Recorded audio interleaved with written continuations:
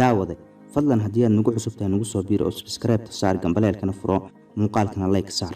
aad iyo aad ayaan u mahadsantihiin asxaabta qaaliga meel walba adduunka ka joogtaan तू जानता है क्या अपन पूना का नया भाई है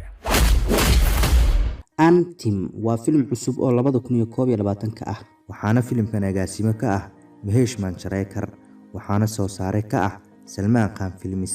waxaana sii deysay C Studios luqadda lagu hadlayo waa Hindi waxaana filimkan jilaya Salman Khan iyo seedigiisa Ayush Sharma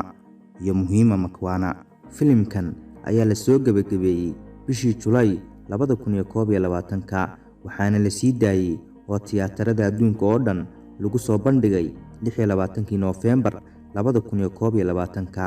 Salman Khan wuxuu ku matalayaa filimka sarkaal boolis ah oo lagu magacaabo Ranveer Singh Ayush isna wuxuu ku matalayaa burcad gangster ah oo lagu magacaabo Rahul Patil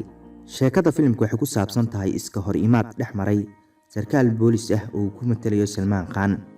iyo gangster burcad ah oo ku matalayo Ayush Sharma jilaagan Ayush Sharma wuxuu ku soo biiray Bollywood-ka filimkiisii Love Yachtri 2018 balse filimkan wali af Soomaali laguma turjumin bari dhow ayuu af Soomaali ku soo bixi doonaa daawade muuqaalka like saar